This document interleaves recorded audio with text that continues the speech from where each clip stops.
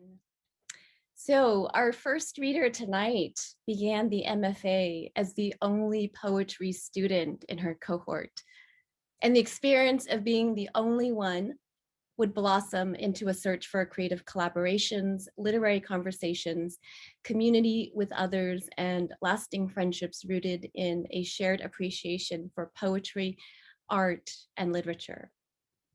Mariah Bosch is easily the kind of student that every professor wishes for and that every MFA program seeks to recruit. Intelligent, articulate, thoughtful, and generous. But more importantly, Mariah has shown herself to be a student who seeks continual growth, developing further her craft and voice, always pushing further into the literary terrain of her page in pursuit of transformative language and arriving at the heart's potential to always feel and do more, with grief and its beauty, love and its fleetingness, dream and its waking, memory and its hollowness, desire and its calling. Here is a poet standing firm in her agency, harnessing language to convey both the light and shadows of the interior, one who nurtures and befriends her obsessions as a way to get closer to finding her own emotional truths. Mariah's culminating body of work, Perennia, is a gorgeous collection of poetry reflecting on and grounded in the death of a grandfather whose absence resonates throughout, in the way the poems recognize and grapple with mortality, in the heaviness and turns of phrasing in the language, in the fading of the words on the page. And from the liminal bridge of these poems comes the realization.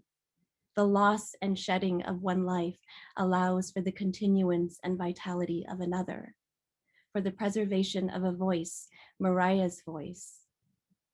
This collection is an homage to permanence as much as it is an homage to impermanence. It is both a holding on and a letting go at the same time. And around these poems live the other poems, the ones that sing of family and remembrance, of self and surrender, love and its ache. In the poem, Double Sonnet Suspended, Mariah writes, "To create a world together, it takes 7 consecutive REM cycles, 12 interrupted. Share these illusions, build ecliptic scenes we can't confront wide-eyed.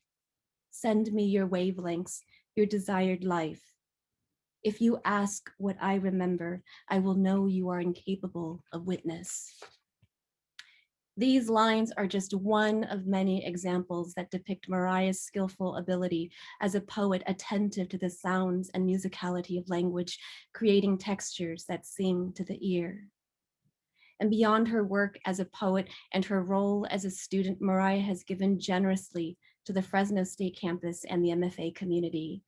Among her many activities and accomplishments include her leadership in the Chicanx Writers and Artists Association, her service to the Laureate Lab Visual Wordist Studio, her editorial contributions to the Philip Levine Prize for Poetry, her work as a staff member at the Graduate Writing Studio, her participation as the student representative on the Creative Writing Faculty Committee, alongside her work as an English instructor and teaching associate, mentoring and supporting the academic success of undergraduate students, and so much more. I won't even get into all of her publication accolades. There are just far too many to name, with even some new ones to come. Congratulations, Mariah. We are extraordinarily proud of you, and we thank you for all the good that you've brought into the MFA program and to the campus community. For you, there is only abundance ahead. And with that, it's my honor and privilege to welcome Mariah Bosch. Wow, oh my God. Yeah, I'm really glad I took notes for this intro because I already cried and already was trying not to cry. But thank you to Mai Der for that introduction. Yeah, thank you all for being here. There's a lot of friends and my family in the Zoom.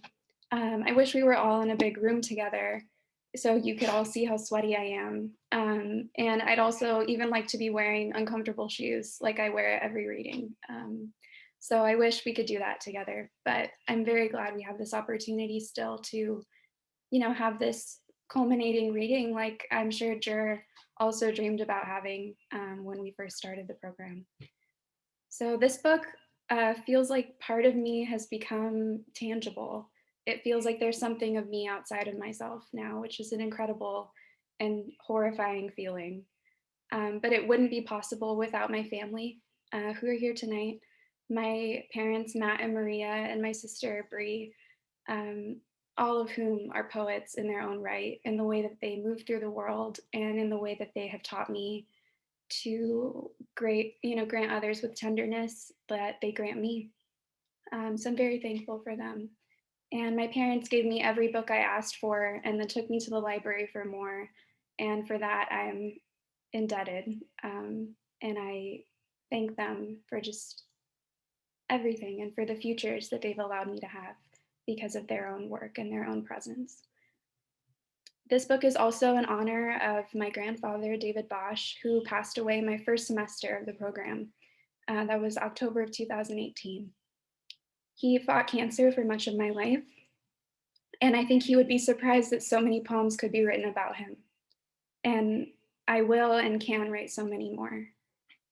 I can't say that this book would have existed without that happening, and I wish it hadn't.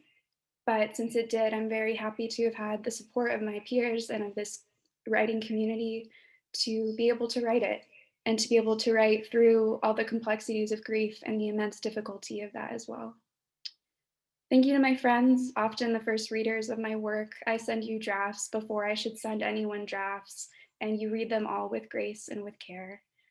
To my friends in Qua, at the Laureate Lab, and everywhere in between, you've held my work and me with such tenderness and just allowance. And I thank you all for that endlessly.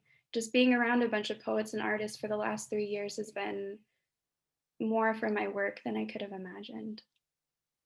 And finally, thank you to the faculty who have relentlessly supported and challenged me to grow into the poet I would have never expected to be. To Mai Der Vang, my chair and my mentor, who pushed me to ask myself and these poems for more after I showed her 2 years worth of work.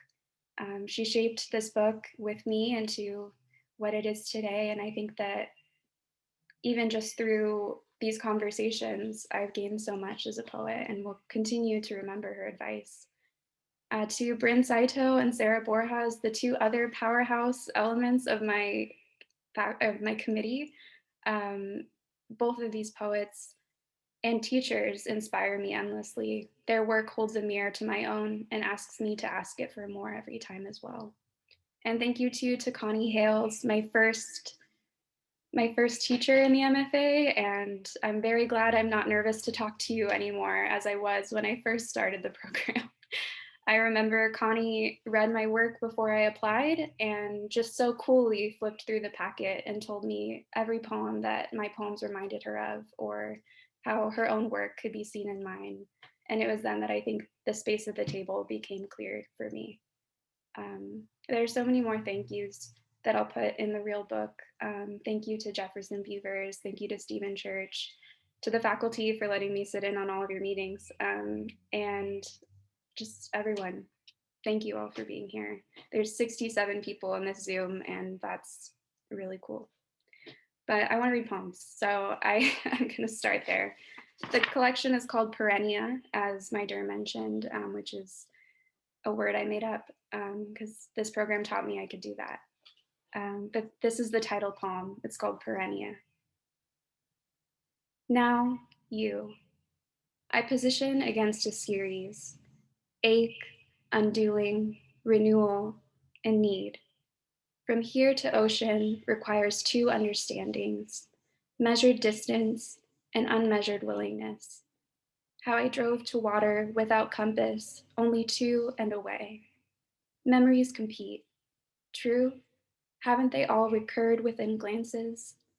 Place me in a house walked inside by only you. I stack each narrative, neat, to construct a threshold, my loss patiently near another. I stretch grief's few letters across ever-growing distances and as substance for entirely dreamt corridors that arrive to me malleable, a truth pliant spine that I curve to match my own. This next poem is part of a numbered series in my manuscript that came out of Bryn Saito's memory project when I took her Memoirs by Poets class, where I wrote a series of ekphrastic poems about photos that both my father and I had taken. So this is called number 8. Number 8. My sister, fresh born, and someone guides my hand with care. I know it's him. This is how memory is formed. Decide what you want, and it germinates. A truth. My grandfather's hand, his unthinned skin, the watch face remaining clear in mind. Another. My sister's new life in my arms. Another. None of this really comes to me. I lose truth every day. It wilts in windows. A different voice announces its own version, tangled into my lying.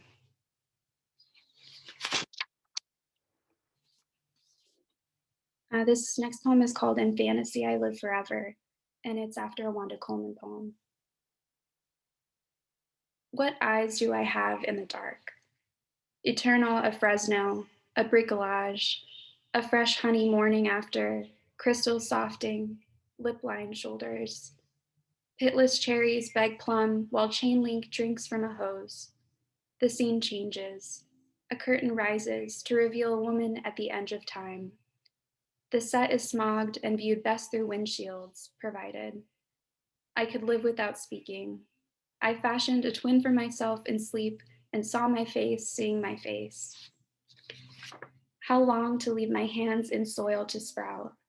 My sister counts candies before leaving, and again when she returns, while I lose track of foil in my pocket. I soak an onion to regrow, and it thanks me. Each new life loses texture and fills with water. Somebody, not mine, is sinking on the rain-made lake. Walking mid-sun, language grasped me, miraged. I don't believe in forgetting. My hands bloom backwards.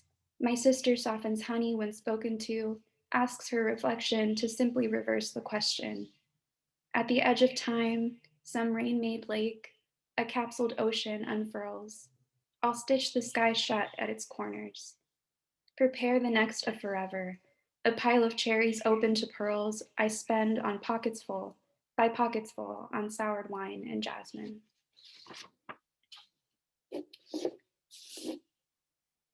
This next poem is apt because it's about the internet, and it's about my obsession with asking the internet my very specific questions. So this is called Algo, like algorithm. Algo. I am precise for the machine. Is tenderness immediate? How touch mirrors the internal. Cheap recipe for one. Eat pennies to comprehend supermarket coin counters. When you sit down and they look at you like that. How to look, where to look down a shirt, look in the eyes says they want to look me inside. Who am I? A pile of unfinished silk shirts, Libra plus compatibility, calculator, marriage, sexual compatibility, sexless marriage, full moon, star chart, earth moon, synonym for light. 1. Illumination, loom, luster, glum, glazed, brillianced. 2. A light, lighten, lightest. 3. Pale, light-toned, paled, fair. 4. Golden one. Are you myself? How do you properly use yourself? Can we start introduction with myself? Synonym for dream. 1. Delusion. 2. Delude. Cutting your own hair. Where to bury hair you've cut. Growing your own person. Growing personhood. We run certainty.exe to stop my questions forgiveness.temp. Forgiveness.temp is more zeros than ones. More unfilled anticipation. Oh zeroed, oh machined, oh useless. Oh zeroed, oh machined, oh useless.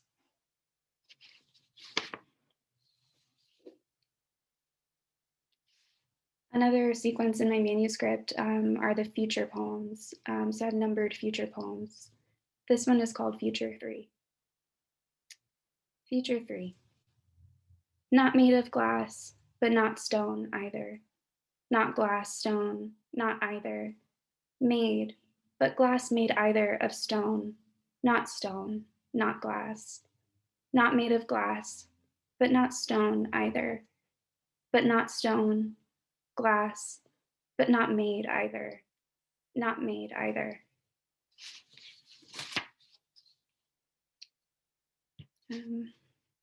This next one is called No One Death But a Piecemeal. And it's one of the many poems about my grandfather in the manuscript. No one death but a piecemeal. Our icebox cabinet is leaking alkylating agents and burnt DNA memory. All the princess clothes have chemo brain. Clipboard ghosts won't leave me to have a moment, and waking, you ask instead, their eyes ambiguating. I blame every direction and doctor. Erase the canyon where you and John Wayne jumped into the water as to not disturb you. If all the maps smooth over at that place, you die in one less. Several losses scatter time. I forget and walk into your birth date. Had nothing to say at a third goodbye.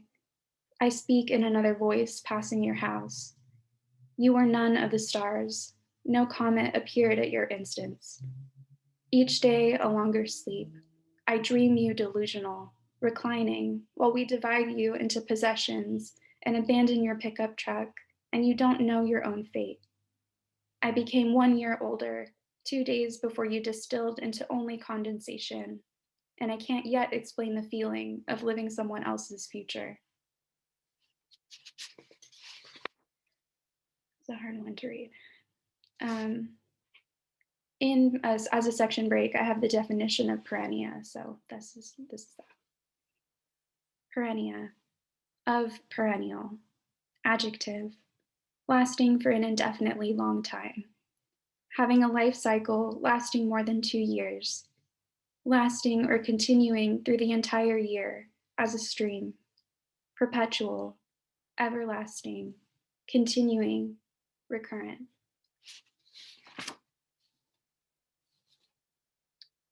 In my first year of the MFA, when I was first trying to understand how to write about grief and how to write about my grandfather's passing, I became extremely obsessed with writing about water and light. And I kept telling my peers, like, I don't know why I'm writing about these. And everyone was sort of like, well, we know why you're writing about them. Because I hadn't figured out yet that that was how I was writing into or through my grief with these symbols. And in that first semester, I read The Poetics of Light by Suyun Juliet Lee, who this poem, Subsumation, is after. So, subsumation. You search self, arrive at water to light harvest. Take only what you need, no matter how long since, no matter. Light and water present a diagram. Light finds here, where bones meet. Light makes a show of skin.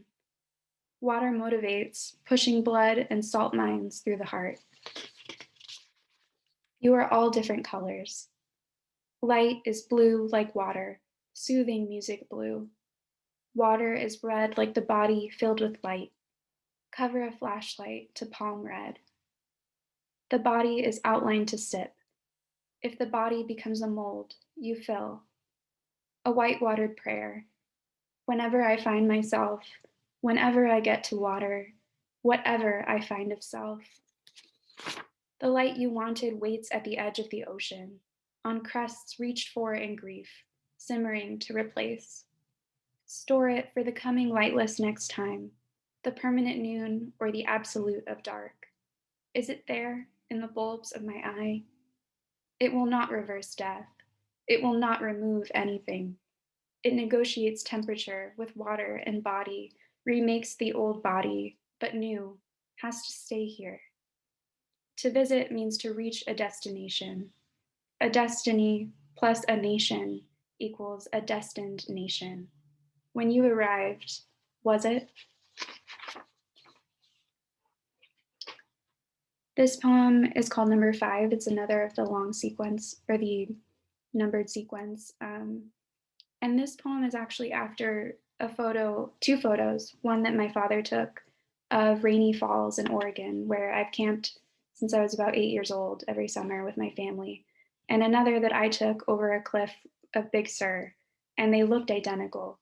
When I was doing this project, I put them side by side, and it felt like we were looking into the eye of the same storm. Number 5. My father and I look into watered eyes, mine over a cliff, his in Oregon with my grandfather. None of us could survive these cold scenes, their insistence pushing us deeper. What does it mean to walk to the edge of danger you wouldn't overcome? Why look? Why capture it to hold, to frame on a mantle and hear its infinite spilling over? Arriving at what could kill me, my father taught me how.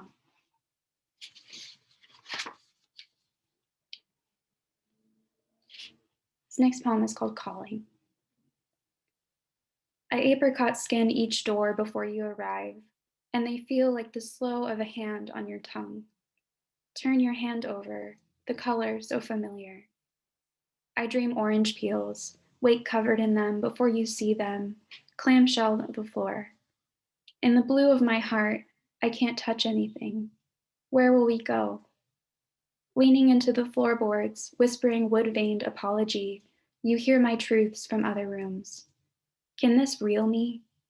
Ask me in taking, in soft sounds. My cells relay. They want passion, want performance, and unearned attention. Now I have spent speech, stripped my teeth of a lamina. When they fall one by one, I rest them, unsurprised and bloodied. I want more. Salt me empty.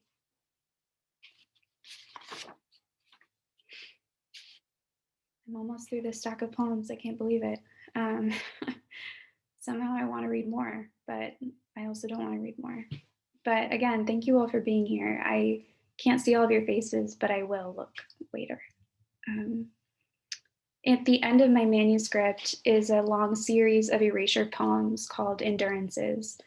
And the idea here was that I was writing the poem finally that I had most wanted to write in all of this, which was a record of everything I remember from the final weeks of my grandfather's life, but also these 2 to 3 years of grieving. So what I did was I wrote 16 prose poems with just every detail I could remember from different times. So from the weeks leading up to his death to about a couple months ago, really, or last semester. And I wrote these prose poems. They're just very dense, just very documentarian. And then I erased them because I think that's what's happening to me, is I think that time is erasing my memory, or what little I do have of those things I've allowed myself to remember. And that's a scary and difficult thing, but I think I feel okay to admit that. And I felt okay to do to my own work what time has been doing to memory, which was erase it and change it. So I'm going to read a selection of these, but there are 16 in the manuscript toward the end. Endurances. 1. Left scenes. Lukewarm from dark, he poured stained newspaper. A room I'd never die inside. Told my birthday what day it was. Ceiling asked me not to. Still hardly do. 4. My mother and I, bag full to wait. A man fascinated with, if I'm up to no good. I drop his face. I tell the truth. Haven't stopped. Saw your ghost when I said that I was, for the rest of us, living. Keep moving. Left his face. 7. Was cold. Salad or something. Supermarket cake. Generous. Urn shaped like a bullet. How much of fits in a container. How fire filled him. A gun could fire a body from its barrel. Left further from God. 11. Haunt a room. Both happen. Dream guilty, you guiltless, tried to pray in another tongue. Burning, they asked, heaven, but secretly. I do, secretly. See again as you keep living, in form, aging and unaging with time. 16. Not living one time. This is someone else. This is living, not someone. Someone else is not living. This is not living. This is not living. Not living time is someone else's living. Not living, not living. This is someone else's time. Not living on someone else's time.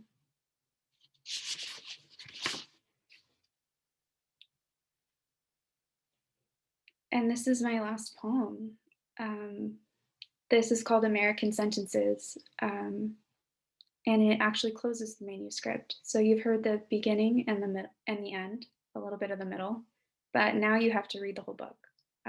So when it's in the Madden library, there can be a sign-up list maybe, or I can lend you my copy.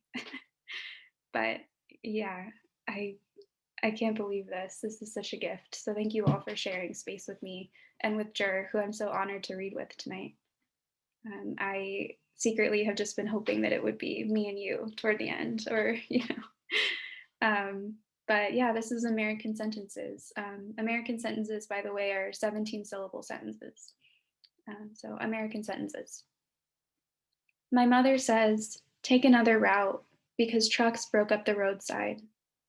Buy 3 red potatoes without eating my own meal until 7. Perfectly capable of cooking, I don't want to re-strength myself. If my body eludes me, where did the rest of it disappear to? I never write poems about my sister because we are the same. She has a crescent moon scar on her hip I can feel when I picture. Our fear, her waterspout indentation, her fast blood and tears waning. In the car, it comes out plainly. Hold on to this lunar energy. Tonight, a man asks me to come see him, and I'm supposed to feel moved. Let this finally be direct. I rarely feel moved by men at night. Don't ask a question without anticipation of its own answers. I am always the speaker in my poetry, always the poem's eye. Now, imagine your heart and memory board are cleared on your deathbed. In reality, my hands have rarely been buried in earth knowing. When writing proximal, each vision comes through my mother's eyes, now mine. Return eagerly to this image, reaching tender into wet soil. Thank you all so much.